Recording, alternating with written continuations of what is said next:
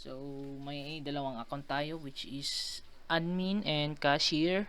So, sa admin naman, dito tayo mag-input ng mga products. Makikita natin ng sales data natin, sold items, at etc. Yung if sakali din may payroll kayo, punta na kayo dito. So, sa cashier naman, dito tayo magta-transact sa customer na yung account is cashier.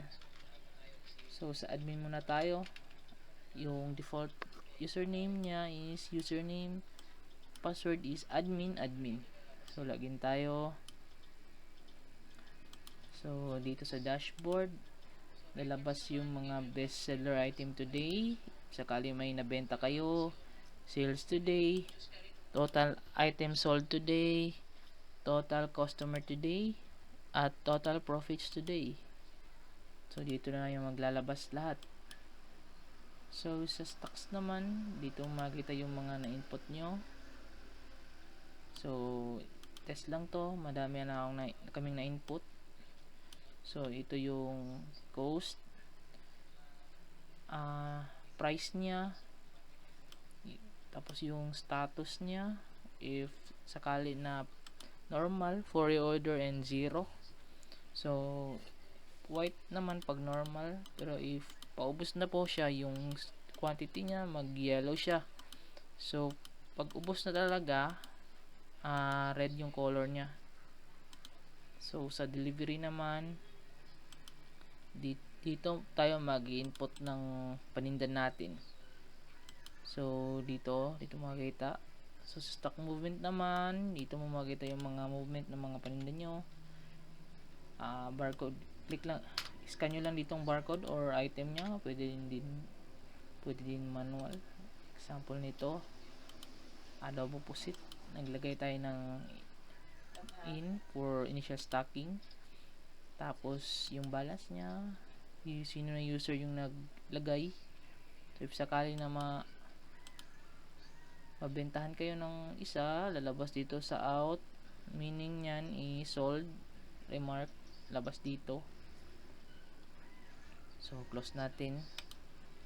So, sa reorder na item naman, dito magkita yung mga ma-filter yung mga paubos na item dito sa reorder items. So, if sample is wala pa naman yung yellow at red dito. So, lahat normal, kaya walang laman dito sa reorder item. So, itong pull out, gamitin nyo lang to pag meron kayong gustong itanggal na item, kasi yung system namin dito ma-delete kapag may laman pa yung inventory. Example nito, click natin tong red. So, you cannot delete this item in database. Inventory quantity must be 0. So, gawin natin is pull out natin yung item. So, sample, it's si adobo. Pull out natin to. So, pwede kayo dito lang kayo magdiretso sa item description. Pwede din barcode. So, pag mag-click kayo ng A, lalabas na ito yung adobo chicken. So, yung inventory available nya, ubusin natin. So, ilan yung quantity na gusto mo tanggalin. So, gusto ko is lahat. So, reason natin is test. Click natin return, yes. Okay, cancel natin, refresh natin kaisa. So, 0 na. So, yeah, red na siya, red. Meaning ng red, ubos na. So, pwede natin yan ma-delete. Yes. Okay. Okay, deleted na po yun. So, pag mag-input naman tayo dito sa delivery, sa stocks delivery, click nyo lang to. Sa sales, dito nyo makikita yung mga sales data report nyo, if anong date yung gusto nyo makita. For example, isang this day, gusto ko i-click yung this day. So, i-search natin, lalabas dito, kaso wala pa kasi. So, sa records, dito din makita yung mga sold items, kung anong date yung i-filter nyo, kung sila makita. Click natin to, lalabas dito. Yung pinull out nyo, lalabas din dito yung pinull out. yung mga in-input nyo, deliveries, dito din lalabas. Yung anong date yun, ayun, lalabas lahat. Lalabas sa records. Sa settings naman, dito makikita yung mga item ng system. Kung cashier ba siya or admin. So, dito ka lang mag-fill up. Last name, first name niya, username, password. Tapos, choose kayo kung anong user type yung gagawin nyo. Admin ba or cashier. So, i-save natin. So, pwede nyo na magagamit yung account na yun. Yung ginawa nyo. So, balik tayo sa stocks. So, example, mag-input tayo ng isang item. Example, punta tayo sa delivery. So, example, dito sa barcode, if sakaling may supplier kayo, lagay nyo supplier. If wala, okay lang blank. So, barcode, kailangan talaga may barcode. Pero if wala, ang gagawin nyo lang is yung date nyo lang sakali. Pero if mayroon, scan nyo lang. Pero sa akin, wala kasing barcode tong account ko, ay yung paninda ko. So, yung gagawin ko is date lang. 06/19/2024. So, time. So, yan. Yan yung manual barcode natin. So, yung item nya, item description, ano yung pangalan ng product. So, example, parentel tomato seed. So, yung quantity nya, if ilan yung ilalagay mo sa database nyo. Example, 1 dosena. Item cost, ilan yung pagbili nyo sa supplier nyo. Ilan yung pagbili nyo sa supplier nyo. Example, yung pagbili nyo talaga sa supplier nyo is 13.86. So, binenta nyo ng 200. So, reorder level natin is if ilang level na lang, magno-notif siya, mag-yellow if paubos na. So, example, yung quantity natin, pag lagay natin 2. So, if sakali yung 1 dosena nyo, magpatak ng 2, mag-yellow na siya. So, ganyan lang yung system. So, submit natin. Submit. So, check nyo dito if tama. If sakali may namali kayo, click nyo lang to. Pwede nyo ma-edit dyan. Ano yung gusto nyo i-edit. Or yung quantity yung in-edit nyo. 14. So, pwede din kayo mag-input pa yun ng marami. So, after nyo ma-input, i-save nyo to. Click nyo tong save.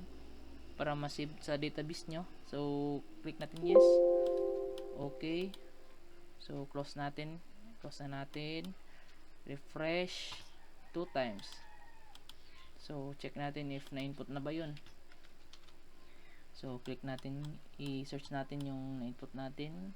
Ito. May na-input na tayo. So, close natin. Punta tayo ng cashier account. Logout. Ito na tayo mag-logout, guys. Logout. Yes. So, punta tayo ng cashier. Username cashier. Password cashier. Pwede natin yan palitan mamaya. So, ito yung cashier account.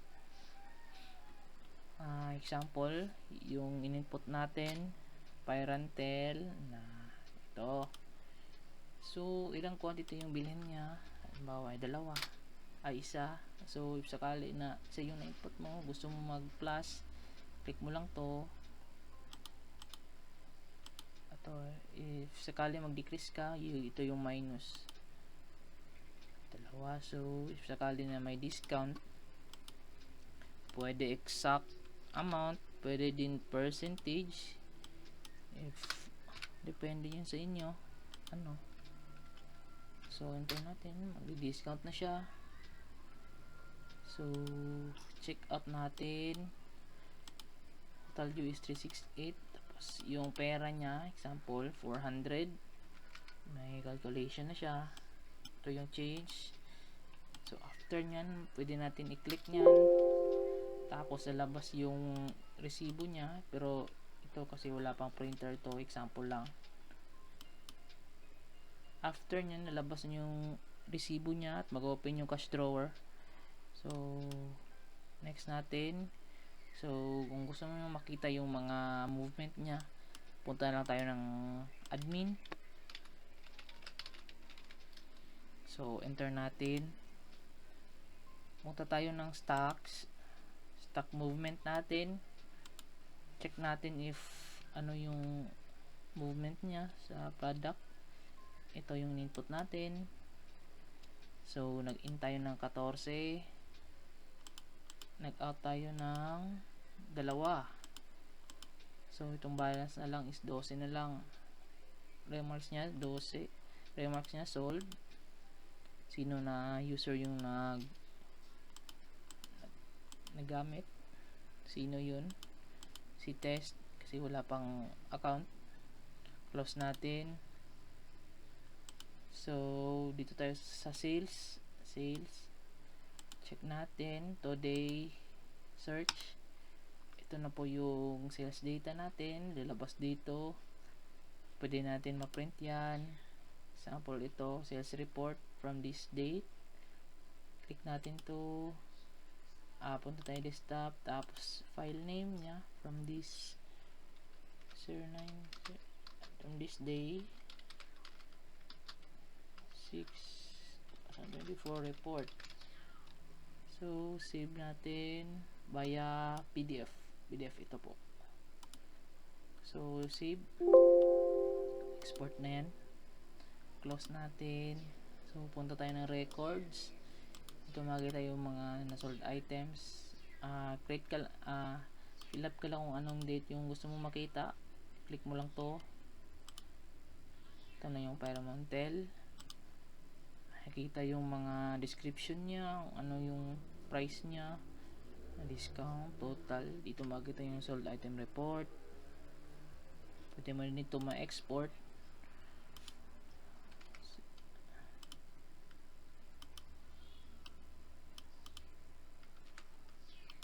So PDF natin, save.